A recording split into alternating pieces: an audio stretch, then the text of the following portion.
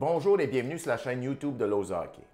Si jamais tu cherches un exercice qui permet de travailler la créativité offensive, différentes tactiques défensives et qui se pratique en demi-glace ou en pleine glace, le prochain exercice est pour vous. C'est le 2 contre 2 en continu et je vais vous présenter 3 variantes, 2 en demi-glace et 1 en pleine glace. Suivez-moi au tableau et je vous l'explique. Pour l'exercice 2 contre 2 en continu demi-glace, la mise en place va comme suit. On a un gardien devant les filets, on a un groupe de joueurs de chaque côté, de préférence de couleurs différentes, et on a 2 joueurs de chaque couleur au centre de la glace qui vont venir jouer le 2 contre 2. Il y a une équipe à l'offensive et il y a une équipe à la défensive. Pour débuter l'exercice, l'entraîneur envoie une rondelle à l'équipe offensive et c'est un 2 contre 2 qui joue en basse zone, c'est-à-dire de préférence en bas du cercle des mises au jeu. L'objectif de l'équipe à l'offensive, c'est de se démarquer, d'effectuer des passes précises, des tirs sur réception et tenter de marquer un but. L'équipe qui est foncée, c'est de marquer le joueur, bloquer les lignes de passe et éviter toute chance de marquer de l'équipe offensive.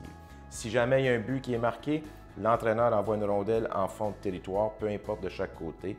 C'est toujours la même équipe qui est à l'offensive qui va tenter d'aller récupérer la rondelle, tandis que la défensive, elle, son objectif, c'est de la récupérer et de l'envoyer à son équipe originale. Dès le moment qu'une passe est effectuée par l'équipe défensive à son groupe, les 2 joueurs défensifs qui étaient dans l'action quittent le jeu et c'est 2 nouveaux joueurs qui sautent dans l'action et cette équipe-là devient alors l'équipe offensive. Les 2 joueurs défensifs originaux ont quitté et l'équipe qui est en pâle devient l'équipe défensive. C'est le même principe, c'est un 2 contre 2 qui est joué.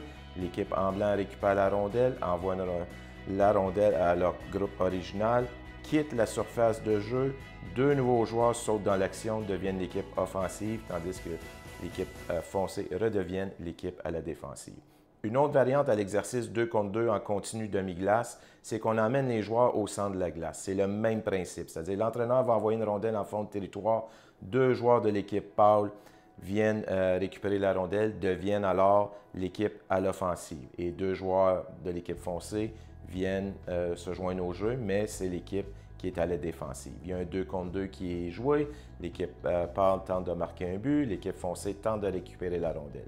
Si elle réussit, elle transporte celle-ci, passe à son groupe, quitte la zone et c'est 2 nouveaux joueurs qui attaquent et deviennent alors l'équipe à l'offensive, tandis que l'équipe pâle devient l'équipe défensive.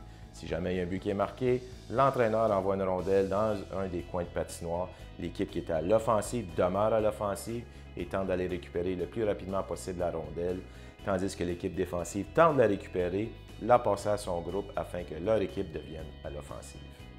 Si jamais ce genre de vidéo t'intéresse, merci de mettre en échec le bouton j'aime et de la partager au sein de votre entourage. Si tu en veux d'autres du genre, j'en ai plus d'une centaine qui sont disponibles sur la chaîne.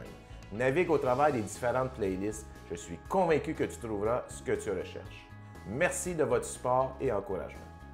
Pour le 2 contre 2 en continu pleine glace, la mise en place va comme suit. Les attaquants et les défenseurs sont le long de la rampe, des entraîneurs avec des rondelles, les gardiens devant les filets, des rondelles derrière le filet et on a 2 attaquants et 2 défenseurs pour débuter l'exercice. Donc au signal de l'entraîneur, les attaquants vont attaquer à 2 contre 2 les défenseurs dans cette direction. Donc bien entendu, les défenseurs vont patiner du reculon vers la zone défensive, tandis que les attaquants vont s'échanger la rondelle aussi souvent que possible et ils vont attaquer la zone en situation de 2 contre 2. Le rôle des attaquants, c'est de tenter de marquer un but, bien entendu, tandis que les défenseurs tentent de bloquer les lignes de tir et les lignes de passe afin d'éliminer toute chance de marquer. Pour plus de clarté, j'ai effacé les lignes au tableau, mais simulons encore qu'une situation de 2 contre 2 qui s'effectue dans cette zone.